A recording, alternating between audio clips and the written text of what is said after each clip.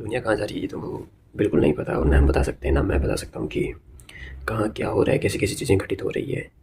लेकिन बहुत स्पीडली से दुनिया आगे बढ़ रही है और पता नहीं ये कहाँ जाकर टकराएगी।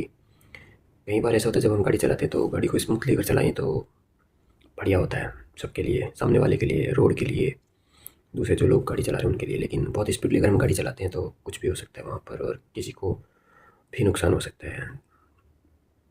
तो हम किसी के बारे में कुछ भी प्रेडिक्ट नहीं कर सकते। बड़े बड़े दावे कर सकते हैं, हम ऐसा बोल सकते हैं, वो बोल सकते हैं, लेकिन हम कुछ भी एक्चुअल प्रेडिक्ट नहीं कर पाते। एक छोटा सा मोमेंट शेयर करना चाहूँगा।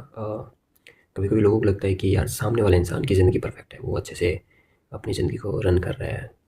उदाहरण तौर पर कहें तो वो उसको लगता है कि ये इसके आचरण अच्छे हैं, ये पढ़ा लिखा है और ये बुरी आदतों में नहीं लिप्त हुआ हुआ है। तो लोगों को ऐसा लगता है कि हम कितने बड़े बेवकूफ़ हैं, है ना? क्योंकि वो वहाँ पर कंपेयर करते हैं दूसरों को अपनी ज़िंदगी से। ये बात मैं इसलिए कह रहा हूँ क्योंकि मैंने अपने किसी दोस्त को मतलब अ, सिगरेट पीते हुए देखा, और मुझे ऐसा लगा कि उसने मुझे मेरे बारे में ऐसा सोचा होगा, क्योंकि मैं शायद अपनी ड्यूटी के लिए जा रहा था। तो लोग अपने आप से घृणा करने लग जाते हैं, क्योंकि वो नहीं चाहते कुछ चीज़ें फिर भी वो करते हैं। अपोजिट जेंडर में आसक्त होना, कोई भी हो पर्टिकुलर, नशेपति करना, प्रॉपर नॉलेज नहीं होना, तीन चीज़ आपको ना अच्छे से सर्वाइव करती है: नॉलेज, पैसा और आपका समय। सही समय पर आप क्या डिसीजन लेते हैं, क्या चीज़ें क्लैरिफाई करते हैं, किन चीज़ों को लेकर चलते हैं, ये चीज़ें बहुत इंपॉर्टेंट है और ये सबके लिए है। मेरा वीडियो बनाने का पर्पज़ ये नहीं है कि अगर कोई मुझे देखे तो मुझसे कुछ सीखे यार। मैं कोई बहुत बड़ा 30 मार का हूँ, लेकिन मैंने बहुत सारी गलतियाँ की और अभी भी मैं करता हूँ। और रिसेंटली मैं एक थोड़ा सा छोटा सा अपडेट बताना चाहूँगा। मैंने आज तक मैं किसी के साथ कनेक्ट नहीं हुआ फिजिकली, दैट मीन्स इमोशनली या फिर फाइनेंशियली, जो भी मैंने अब तक वीडियो बनाने का है, क्योंकि मैं हमेशा से इंट्रोवर्ट रहा हूँ और अकेला रहा हूँ सफ़र में।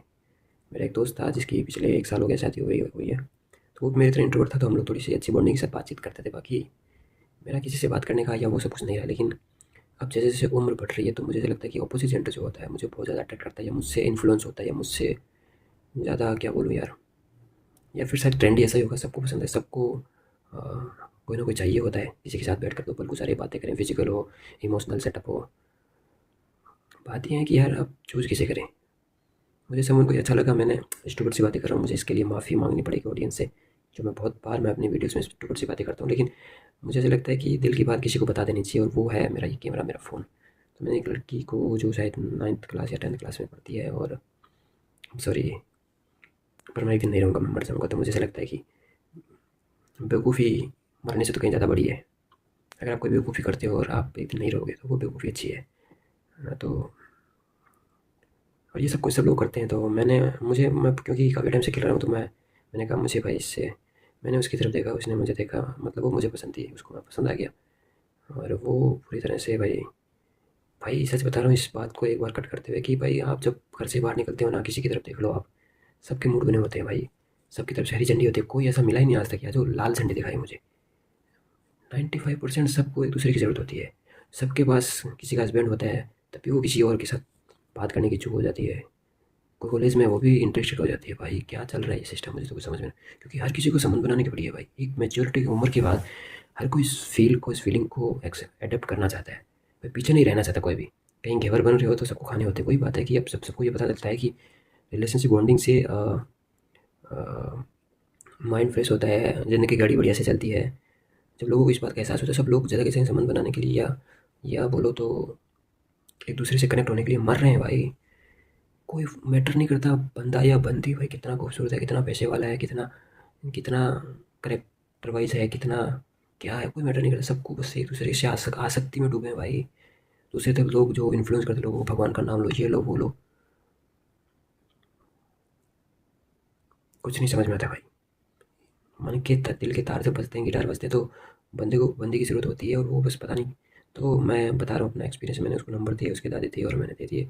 वो भी भाई, अब मैं बताऊँ 9th क्लास में मुझे कुछ पता नहीं था। मैं तो कॉलेज मैंने पूरी कर ली, मैंने भाई बीकॉम की, तब भी मुझे नहीं पता था कि भाई ऐसे-ऐसे होता है दुनिया में। और इसी के लिए सब मरे जा रहे हैं।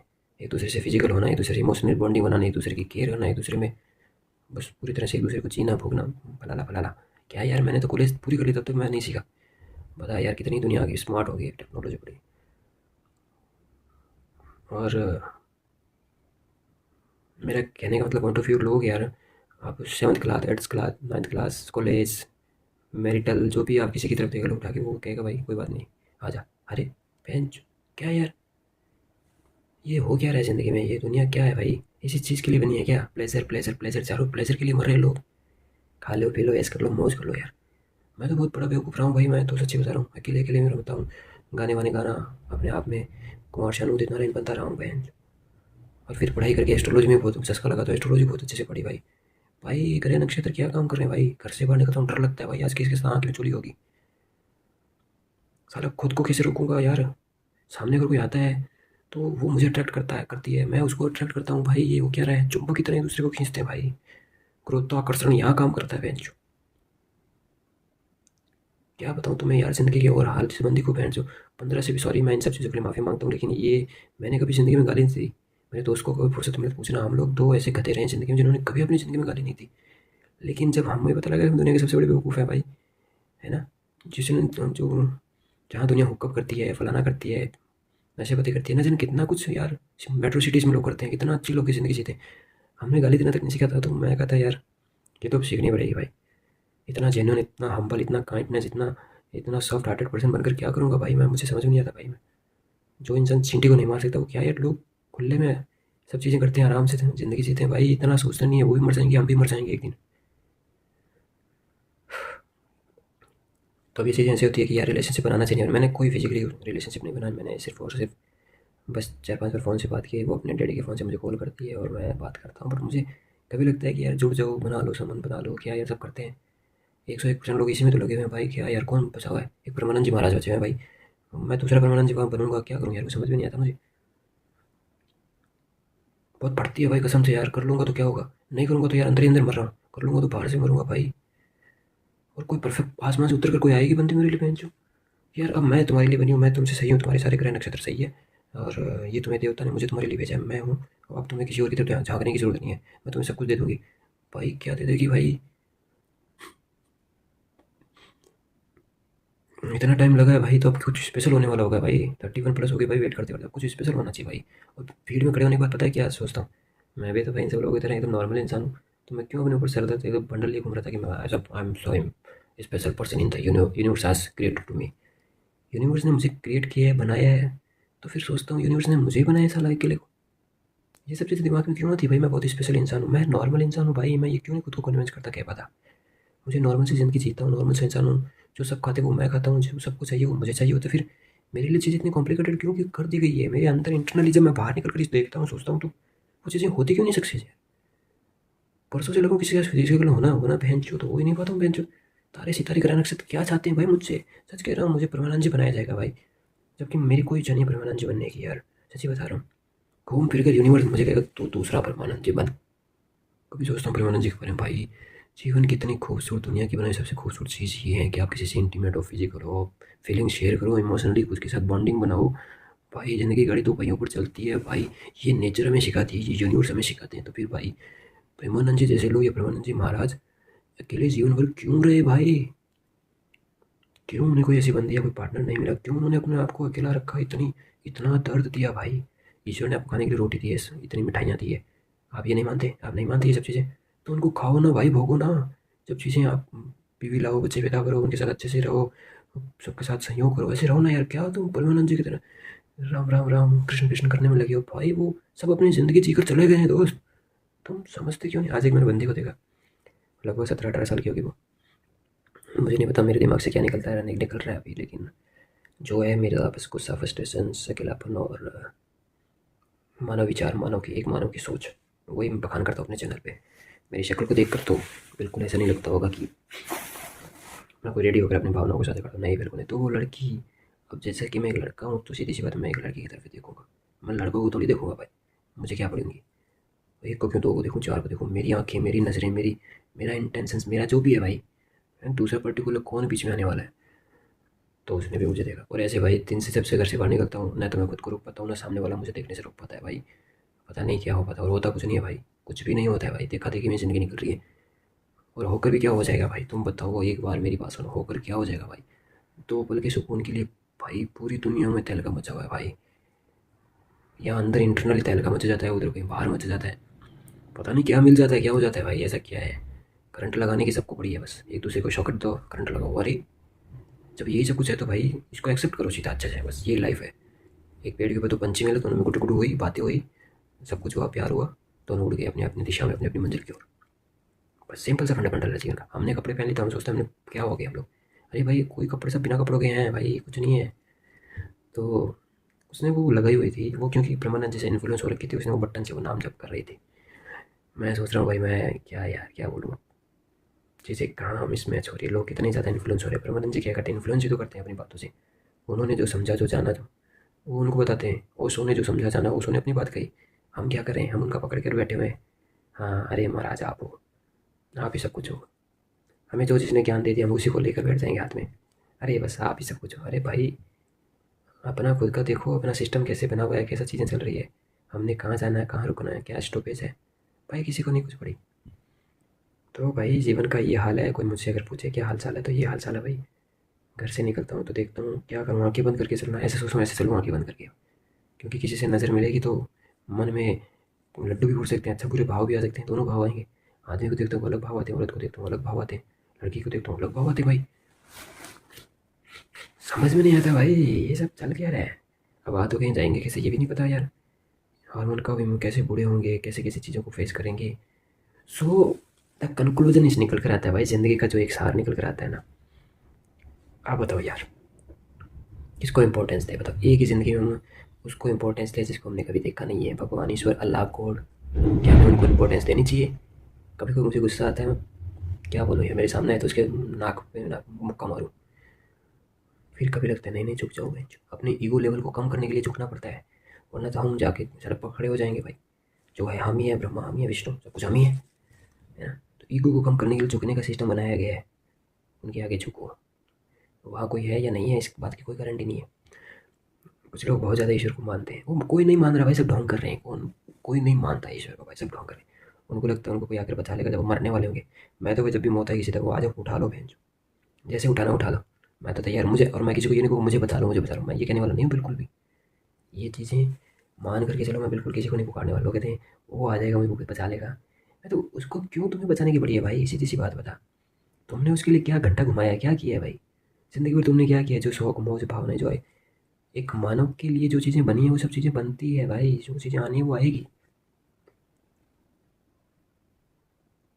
तुम्हें इन सब चीज़ों को माइंड करने की ज़रूरत नहीं है।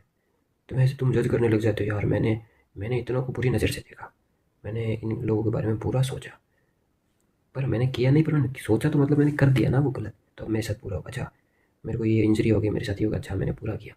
फिर लोग क्या कहाँ से पढ़ते हैं पिछले जन्म में। अब भी भाई लोगों को पिछले एक साल में क्या हुआ वो नहीं याद रहता, कब क्या हुआ वो याद रहता। पिछले जन्म में मैंने किसी जन्म में बुरा किया था, लोगों का पैटर्न बता रहा हूँ मैं सोचने का, तो इस जन्म में मेरे साथ ये हुआ। भाई भाई इतना लंबा हिसाब कौन रखता है मेरे भाई। किस भगवान को पढ़िए, किसी को पढ़िए जो तुम्हारा इतना लंबा थोड़ा हिसाब रखेगा भाई। तुम कहाँ एग्जिस्ट करते हो, देखो तुम्हारी पृथ्वी कहाँ एग्जिस्ट करती है उसका भी कोई अता पता नहीं है भाई, इस दुनिया में, इस वर्ल्ड में, इस यूनिवर्स में। तो तुम तो नए के समान हो भाई, ये मान कर चलो। तुम कहीं एग्जिस्ट नहीं करते भाई, तुम्हें ऐसे लगता है तुम कुछ नहीं भाई, कुछ नहीं। जो चीज़ मिली उसके लिए शुक्रिया कहो, जो होता है उसे आंखें फाड़ कर देखो, जैसे जीना चाहो वैसे जियो, उसको कुछ तरह से जजमेंट मत करो, अच्छा बुरा। अब ऐसा नहीं जैसे जीना चाहो तुम लोगों को मार डालो या लोगों के साथ जो मर्जी है बुरा करता हो, ऐसा नहीं। सिस्टम के अकॉर्डिंग जैसा आपका इन्वायरमेंट कहता है, जैसा आपका सोशल स्टेटस कहता है, मतलब वैसे जियो। पर ऐसे नहीं अंदर अंदर मरे जा रहे हो, कुछ कर नहीं रहे हो, कुछ कर नहीं पा रहे हो, सोच रहे हो कि यार ये अच्छा होगा पूरा होगा। जैसे कि मैं कभी ये सोचता हूँ कि पता नहीं भाई दिमाग में कितनी चीज़ें आती है, कितने सारी केमिकल, कितनी सारी इसमें कोशिकाएं उससे बना हुआ हमारा दिमाग। पर यह है कि हम सदा के लिए तो बिल्कुल नहीं है। सो देखो मैं तो मेरी ज़िंदगी को इसमें बखान करने की कोशिश करता हूँ मैंने, पर मैं ये नहीं कहता मैं परफेक्ट इंसान हूँ। मेरे साथ जो घटित होता है मैं सोचता हूँ कि यार मैं कर क्या रहा हूँ, मुझे बहुत बड़ा बिलीनियर बनना है, पैसे कमाने, क्या ये जीवन का सत्यापन है, या जो है उसी में ठीक है, चल रहा है, बढ़िया है, टाइम निकालना है, टाइम गुजारना है, टाइम पास करना है। आए मर जावा भाई। पर मैं किसी को ब्लेम नहीं देना चाहता, कभी मैं ये तो भगवान तुम्हारी वजह से मेरी ज़िंदगी में ये क्यों हो रहा है। नहीं यार किसी की वजह से कुछ नहीं हो रहा है। शुक्रिया कहता हूँ अपने माँ बाप का जिन्होंने मुझे पैदा किया, मुझे बड़ा किया और मुझे यहाँ विचरण करने के लिए, भटकने के लिए, भ्रमण करने के लिए छोड़ा। इससे ज़्यादा और कुछ नहीं कर सकते थे भाई, ना वो कर सकते। मैं भी ये करूँगा, शादी करूँगा, बच्चे पैदा करूँगा, उन्हें पाल पोस के बड़ा करूँगा और यहाँ भटकने के लिए, विचरण करने के लिए छोड़ दूँगा। उनके साथ अच्छा हो, उनके साथ बुरा हो, मुझे उन सब चीज़ों से कोई लेना देना नहीं। बस यही मेरा एक एक मानव का जीवन है, ये एक जीवन की प्रगति है यार। इससे बेहतर आप क्या करोगे? उसको कलेक्टर बनाओगे? आप झंडू हो भाई। आपका काम सिर्फ पैदा करना, जब तक वो बड़ा हो जाए, खाना पीना अपना चुगना लगे, जैसे जब बाकी सब पक्षी करते हैं। बस आप एक जीवन और दूसरे जीवन को बना आपसे दूसरा जीवन बनता है, अब वो दूसरे जीवन से आगे जीवन चलता है। जीवन ऐसे ही चलता है, इसको यहीं कंप्लीट करो। इससे ज़्यादा कुछ भी नहीं है। इसको जितना कॉम्प्लिकेटेड बनाया गया भाई, बहुत कॉम्प्लिकेटेड बनाया गया। अभी तो भाई भगवान हुए हैं, अभी ये चौथा अवतार होगा, ये होगा भाई, पता नहीं इसको और कितना आने वाली दुनिया कॉम्प्लिकेटेड बनाएगी। गूंथ गूंथ कर इसको भाई, बहुत बुरी तरह से। सिंपल सी ज़िंदगी है भाई, जैसे दूसरे जानवर जीते हैं, मस्ती से खाते पीते हैं, बच्चे पैदा करते हैं, अपने इन्वायरमेंटल में रहते हैं और एक दूसरे से शत्रु रहते हैं। जो उनको तकलीफ पहुँचाए, नुकसान पहुँचाए, उससे बच कर रहते हैं और जो उनके फेवर में होता है उनके साथ विचरण करते हैं। बस यही जीवन की प्रकृति है। आंधी तूफान जो कुछ आता है, कभी मारे जाते हैं, कभी बच जाते हैं। सिंपल सा खाते हैं, पोटी करते हैं और बस रहते हैं भाई। बस यही जीवन है। पढ़ लिख कर आप कोई बहुत बड़े भगवान नहीं बन जाओगे। सो आई एम सॉरी, ये क्लैरिटी है, ये यही जीवन है। ना तो कोई पैसा इंपॉर्टेंट है, ना कोई भगवान इंपॉर्टेंट है, ना मुझे मरने के बाद स्वर्ग चाहिए, ना कोई अप्सराएँ चाहिए स्वर्ग की। मुझे यहाँ की अप्सराएँ नहीं मिल रही, मैं स्वर्ग के बारे में क्या सोचूं भाई?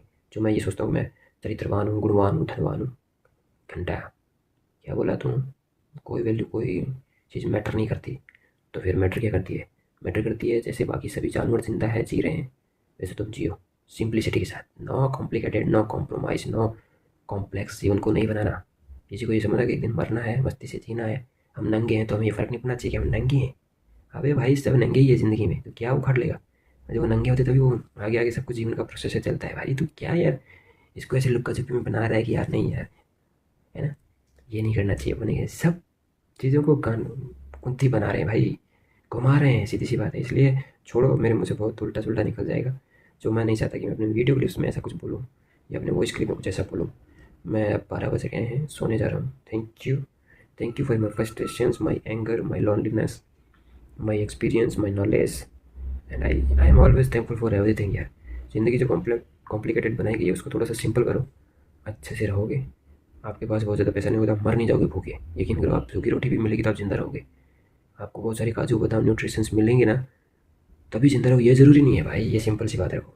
आपको सूखी रोटी भी मिलती रहेगी ना, कई वर्षों तक आप जिंदा रहेंगे। तो ये सब बकवास है, न्यूट्रिशंस वैल्यू फलाना फलाना। जीने के लिए खाना होता है, कोई खा रहे हैं, कुछ भी खा लो, कोई फ़र्क नहीं पड़ना चाहिए।